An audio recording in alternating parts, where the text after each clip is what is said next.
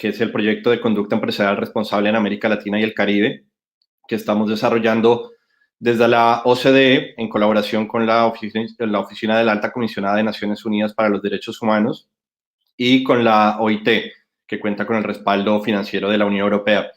Este es un proyecto de gran alcance, es la primera vez que estas organizaciones se unen para trabajar de manera articulada en la región. Y tenemos un trabajo muy interesante desarrollando en Argentina, ¿no? También con otros 8 países. Entonces, creo que también cabe destacar que si bien es una cuestión que hoy por hoy está llamando la atención a nivel global y quizá hace unos años estaba muy encaminada por las discusiones en Europa, cada vez más vemos que está llegando también al continente americano y que hay mucho más compromiso también desde este lado, desde los distintos gobiernos y las partes interesadas. En Argentina también quisiera resaltar particularmente la colaboración que estamos desarrollando con el Punto Nacional de Contacto para la Conducta Empresarial Responsable. Justamente de esto nos va a hablar ahora el embajador Alejandro Poffo, que es un gran aliado del proyecto y de la OCDE en particular para desarrollar toda esta agenda. La pregunta inicial quizás sería, ¿qué es la conducta empresarial responsable? ¿Qué entiende la OCDE por conducta empresarial responsable? Lo que podríamos decir es que tiene 2 grandes vertientes que se unen para entender cómo las empresas pueden maximizar los impactos positivos frente a la sociedad, frente al planeta, y al mismo tiempo evitar y mitigar los impactos adversos. Esto porque entendemos que, por supuesto, las empresas contribuyen al desarrollo económico, contribuyen al desarrollo social, y no únicamente a través de sus propias operaciones, sino también con sus socios comerciales, con las cadenas de valor, las cadenas de suministro que hoy en día tienen un alcance global, pero también siendo conscientes al mismo tiempo que estas operaciones pueden tener impactos adversos, bien sea en los derechos humanos, en las condiciones de los trabajadores, en el medio ambiente, a través de prácticas anticompetitivas, a través de prácticas relacionadas con la corrupción, como el soborno, y también contra los intereses de los consumidores. Entonces, quizá aquí hay un primer momento y es entender que la conducta empresarial responsable va un poco más allá de la noción tradicional que se tiene de la responsabilidad social empresarial o responsabilidad social corporativa, que quizá estaba tradicionalmente más asociada hacia el ámbito de la filantropía, ¿no? Cuando una empresa, indistintamente del sector, tenía algunas acciones positivas, podríamos decir, para buscar un mayor acercamiento y contribución a la sociedad. Entonces, en este caso, la conducta empresarial responsable va un poco más allá de ese concepto, desde el punto de vista de qué le podemos también exigir a las empresas, ¿no? En compromisos, y que sean compromisos que vayan más allá de la filantropía. El por qué implementar la conducta empresarial responsable, vemos que no tiene que ver únicamente con el deber ser, con el orden de las cosas, sino también, como comentaba hace un momento, con un incremento ya no solo de países desarrollados, sino a nivel global, un incremento en la legislación. Son muchos más los países que están desarrollando una reglamentación específica que demanda un comportamiento a las empresas responsable, ¿no? Y que impone sanciones en caso de no hacerlo. Países como Francia, como el Reino Unido, como los Países Bajos ya han tomado un camino muy interesante en esto. Francia a través de regular, por ejemplo, la debida diligencia, el Reino Unido en regular conductas o prácticas de esclavitud moderna.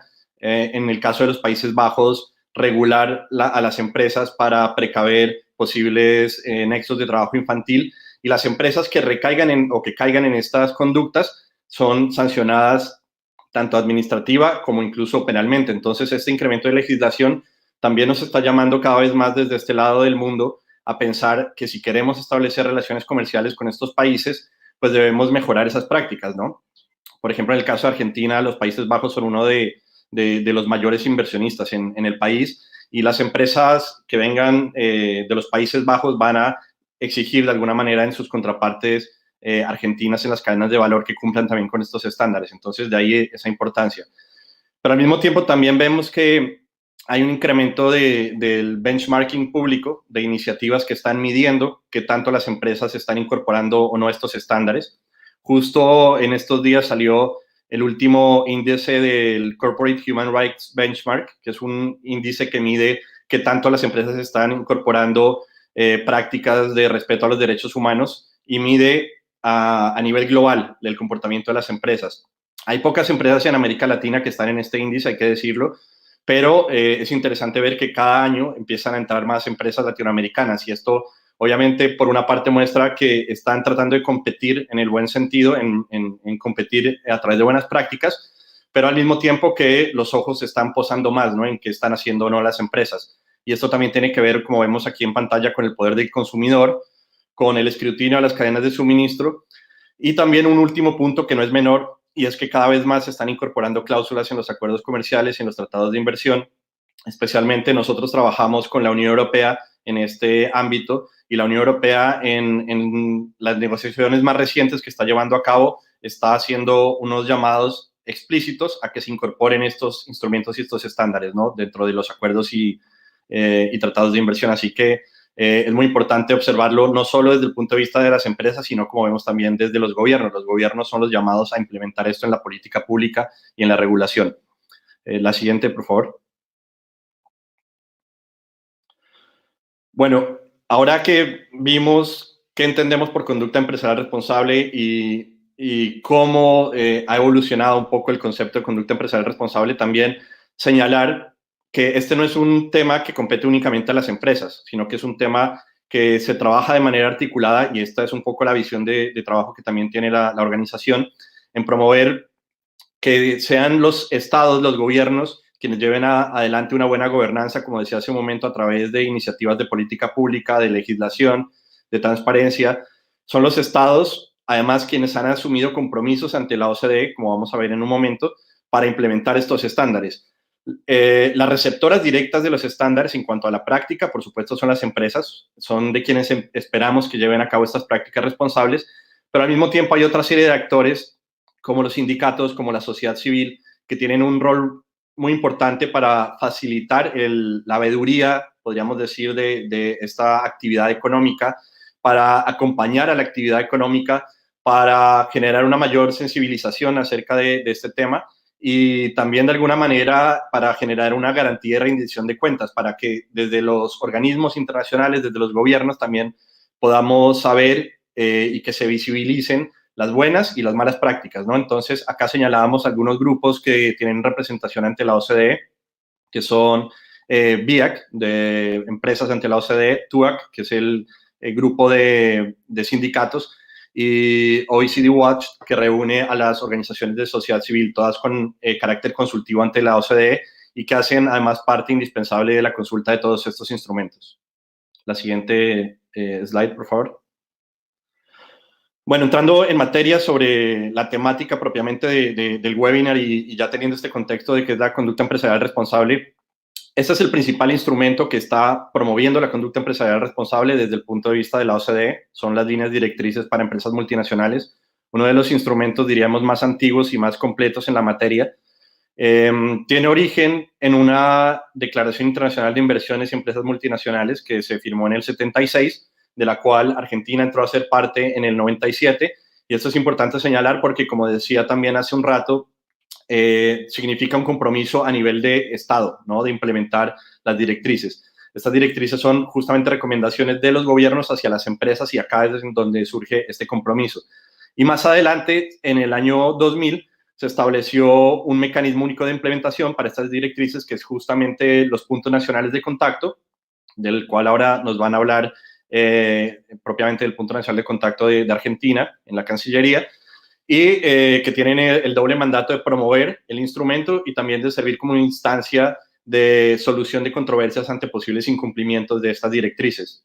Acá también se marcó un hito que estamos hoy cumpliendo 20 años desde que se establecieron estos puntos nacionales de contacto, este mecanismo, que es un mecanismo, podríamos decir, reciente en comparación al desarrollo de mecanismos de carácter judicial y no judicial de resolución de controversias desde el punto de vista del derecho tradicional, pero que ha generado mucha experiencia, ¿no? Y aunque todavía tenemos un camino largo para recorrer en cuanto al trabajo de los PNCs a nivel global, estamos revisando muy buenas prácticas, muy buenas experiencias, y especialmente en América Latina también muy complacidos de ver que en estos últimos tiempos ha habido una evolución notable.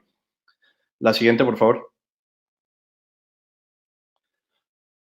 Como mencionaba, este es un conjunto integral de recomendaciones que están dirigidas desde los gobiernos hacia las empresas. Creo que acá es importante mencionar que son muchos los gobiernos que han adherido a estas directrices y que no únicamente son establecidas para los países miembros de la OCDE, sino justamente para otros países como Argentina, que no es miembro, pero que ha adherido al instrumento. Hoy en día tenemos 49 miembros y todos estos trabajando con el compromiso de implementarlas y trabajando además con los puntos nacionales de contacto. Es el compromiso, ¿no? Al adherir a las directrices de establecer un punto nacional de contacto. También señalar que estas líneas directrices han sido avaladas y consultadas con empresas, con sindicatos, con sociedad civil y que la más reciente actualización que tuvieron como instrumento a nivel integral fue en el año 2011, que fue, yo también creería que el año más emblemático en materia de conducta empresarial responsable, porque fue el año en donde se promulgaron los principios rectores de las Naciones Unidas sobre empresas y derechos humanos. Quizá quienes estén familiarizados con la materia han escuchado de este marco de proteger, respetar y remediar, que es un marco elaborado por el profesor John Ruggie, un profesor de la Universidad de Harvard, que por encargo del Consejo de Derechos Humanos de Naciones Unidas elaboró este marco, y este marco empezó a alinearse con estos instrumentos. Entonces, las líneas directrices de la OCDE, por ejemplo, incluyeron un área específica de trabajo sobre derechos humanos que está totalmente alineada con ese marco. Y además también se elaboraron la declaración tripartita de la OIT para empresas multinacionales y política social. Entonces, desde el punto de vista laboral, que trabaja la Organización Internacional del Trabajo, también se alineó con este estándar de los principios rectores, con las líneas directrices, y entonces hoy en día tenemos estos tres grandes instrumentos con los que estamos actuando de manera complementaria, promoviéndolos especialmente en la región. Un aspecto no menor a resaltar desde el punto de vista de económico de la implementación de las directrices y lo que llamaríamos el business case es que gran parte de los flujos económicos globales se están dando desde y hacia países que han adherido a este instrumento. Entonces tenemos acá el 71% de los flujos de salida de inversión extranjera directa a nivel global y un 63% de los flujos de entrada también de inversión extranjera directa a nivel global, que gira en torno a estos 49 adherentes a las líneas directrices. Entonces, de alguna manera, todas las cadenas de suministro, todas las relaciones que se están dando de intercambios comerciales están de alguna manera encaminadas hacia apuntar a la implementación de estos estándares, ¿no? Entonces, por eso insistimos mucho en la región, en la importancia también de llevarlos a cabo en la práctica. Además, como mencionaba hace un momento, porque están alineadas con los instrumentos internacionales y, por supuesto, mencionar también con la Agenda 2030. Creemos que el camino de seguir la conducta empresarial responsable a través de estos instrumentos también sirve para cumplir con esta agenda.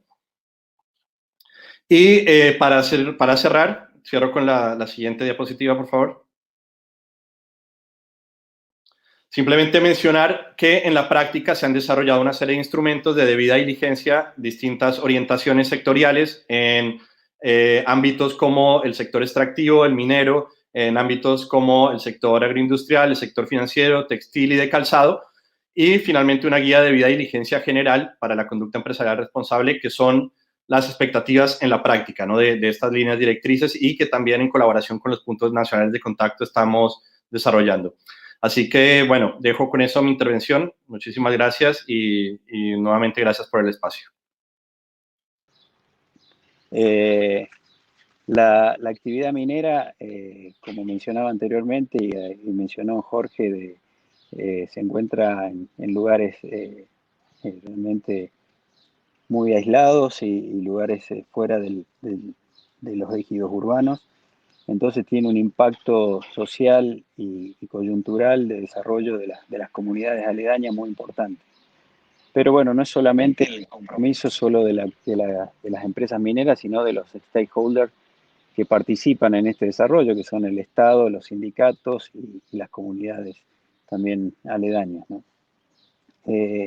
Básicamente, voy a hacer un pequeño repaso sobre los aspectos que creemos que hacen a la responsabilidad social empresaria, sobre algunos de los pilares donde trabajan las empresas que tenemos de diferentes orígenes en Jujuy, con capitales canadienses, capitales japoneses, capitales chinos, capitales suizos.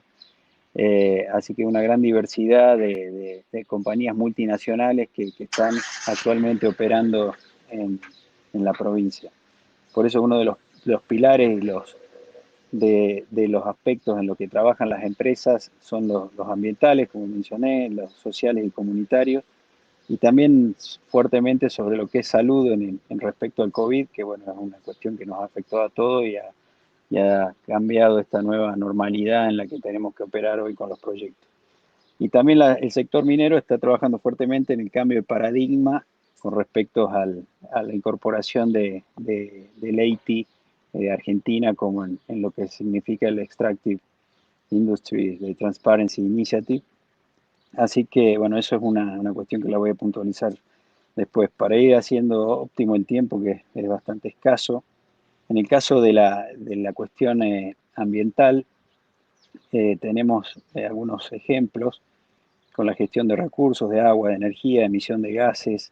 También tenemos monitoreos ambientales trimestrales participativos con las comunidades indígenas. También tenemos una implementación de sistemas de gestión ambiental de calidad, las ISO 14000.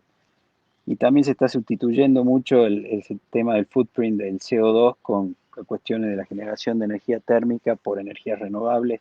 Tenemos un caso muy particular con el nuevo proyecto de desarrollo de energías renovables solares en la provincia que está abasteciendo algunos de los proyectos. Con respecto a la próxima slide, con respecto a las actividades de compromiso y responsabilidad social, las empresas hoy se alinean a los 17 objetivos de desarrollo de la ONU. Hay una comunicación del impacto social y ambiental, tenemos desarrollo de programas locales, desarrollo de proveedores locales, hay un fuerte trabajo en capacitación en adultos, programas de jóvenes y mujeres. En la minería hay una gran inserción en las mujeres en los últimos tiempos, hay proyectos que tenemos entre un 25 y un 30% de participación de mujeres en la nómina de estos proyectos. Se trabaja fuertemente con inversiones en infraestructura, con el caso de bibliotecas, centros de interpretación, también casas comunales, polideportivos, centros de salud.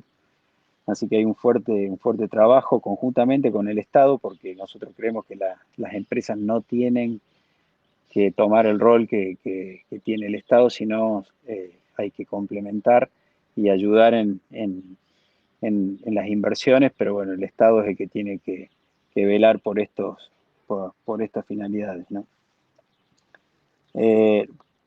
Podemos pasar a la siguiente slide, donde tenemos sobre el COVID-2019. La adecuación a la situación sanitaria mundial fue un tema muy fuerte que nos pegó a todos los proyectos mineros y a toda la industria en general. Tenemos el ejemplo de la CAEM, que ha donado más de 214.000 test y de insumos médicos, alimentos, con una inversión cercana a los 278 millones de pesos.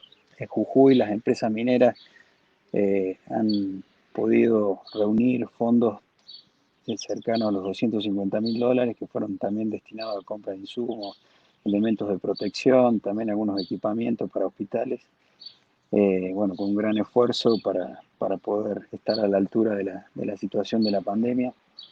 Después también tenemos casos como el caso de Minera Exar, que se constituyó un fondo de desarrollo para los pueblos de Atacama con más de 35 millones de pesos, donde se está fortaleciendo el desarrollo de estas comunidades con desarrollo económico, porque creemos que la sustentabilidad de los proyectos mineros, como dijo el ingeniero Hopkins, las actividades mineras tienen una vida útil, los yacimientos, y después de ellos, bueno, hay que seguir desarrollando otras actividades con las que puedan subsistir las comunidades donde se desarrollan los mismos. También tenemos el ejemplo de Mina Pirquitas, también con un fondo de desarrollo económico de más de $500.000, que beneficia a más de 14 comunidades aledañas al departamento de Rinconada, donde se encuentra ubicada la empresa. Y por último tenemos lo que les mencioné, la iniciativa para la transparencia de las industrias extractivas, donde Argentina, bueno, está incursionando y adhiriendo a esta iniciativa, Y la Cámara Argentina de Empresarios Mineros ha abierto esta iniciativa donde ya tiene la adhesión de muchas empresas que están operando actualmente en el país. Con esto se quiere lograr que haya una mayor transparencia de cómo se adjudican y registran las licencias, quiénes son los beneficiarios reales de dichas operaciones, cuáles son las disposiciones legales y fiscales, cuánto se produce, cuánto se paga en impuestos, cómo se distribuyen esos ingresos.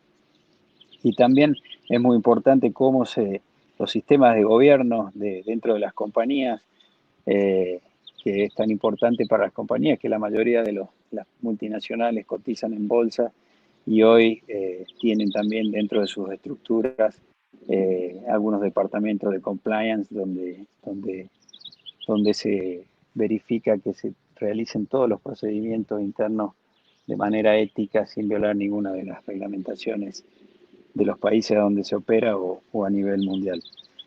Así que, bueno, básicamente es un pequeño resumen eh, de lo que hacen las empresas operadoras mineras en la provincia. Creo que